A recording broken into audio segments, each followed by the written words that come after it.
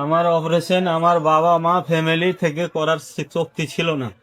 যদি এই গরিবের বন্ধু দাদা না থাকতো তাহলে আমার অপারেশন হতো না। যে কমপ্লিট হয়েছে না আরো হবে? অপারেশন আর একবার হবে, হাড্ডিটা লাগাবে, খুপড়িটা কেটে রেখে দিয়ে আমাকে দেখতে এসছে।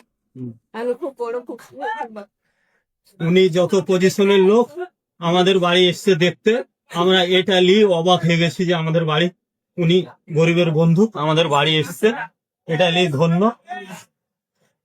আর সিনেমার হিরো তো মিথ্যা বানিয়ে সিনেমার হিরো হচ্ছে। ইনি হাজার হাজার লোককে লাখ লাখ টাকা দিয়ে সুপার কিং ইনি কি বলা যায় আসল সুপার কিং। আচ্ছা আমাদের মালদা জেলা এরপরে সুপার কিং।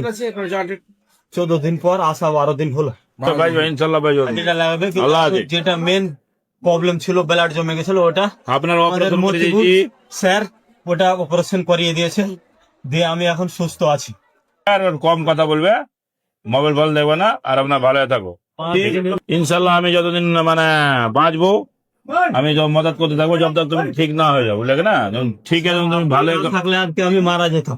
না না না, আল্লাহ আছে, এটা কথা বলতে হবে না। না কিছু লোক স্যারের অপবাদ দিচ্ছে যে টাকা পয়সা ভুল দিচ্ছে না, এগুলো এমনি, এগুলো সব মানে ওনার বদনাম করার জন্য।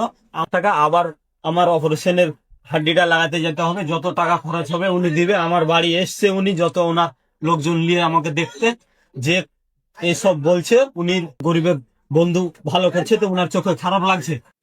5,000 টাকা মানে তোমাকে ফল ফ্রুট খাওয়া লেগে দিছি আমি, আর এটা তুমি রাখো, ঠিক আছে?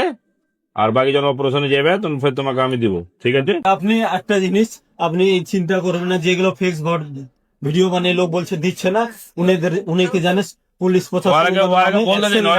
এগুলো হাকিকাতি টাকা উনি স্যার অপারেশন করালছে নার্সিং হোমে, উনি টাকা না দিলে আমি মারা যেতাম। না না, ওটা বলতে না, চলো ঠিক আছে, বলতে না, থামেন। আমার অকাত ছিল না।